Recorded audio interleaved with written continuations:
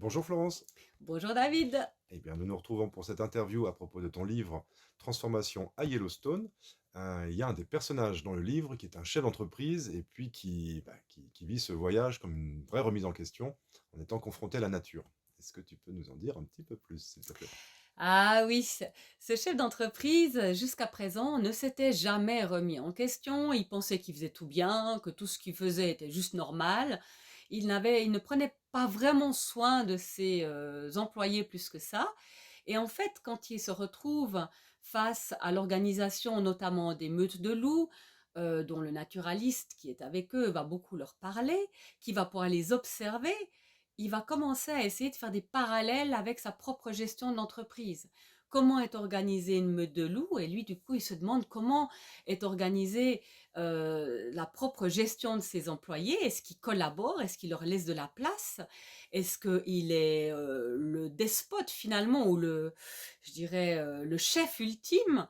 Comment lui va aborder les relations avec ses collaborateurs et avec ses employés? Et là, les loups vont lui donner plein de pistes finalement de réflexion qu'il va certainement avoir envie de mettre en application quand il va revenir dans son entreprise après son voyage.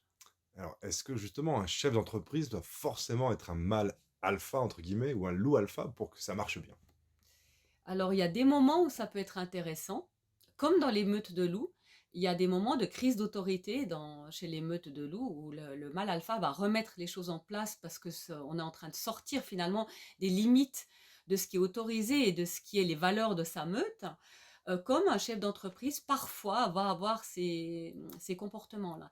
Et comme le loup, il y a d'autres moments où le mâle alpha, par exemple, va se laisser grimper dessus, mordiller par les petits, va céder la place à quelqu'un d'autre, voire autoriser une reproduction dans l'idée justement que la reproduction amène une diversité dans la meute. Et c'est pareil en entreprise, il y a plein de moments où l'employé va amener quelque chose de spécifique parce qu'on lui laissera la liberté. Il va être plus créatif parce que on va lui laisser un espace pour ça, et il va certainement prendre des initiatives parce qu'on croit en lui.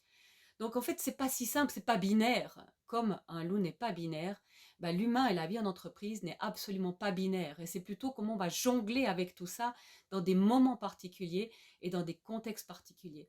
Et c'est ça que va apprendre notre personnage dans le livre. Alors, on voyage beaucoup dans ce livre. C'est pas un bouquin de management, mais il y a encore bien plus de choses à apprendre. Merci encore pour tout ça. Merci, À bientôt. à bientôt.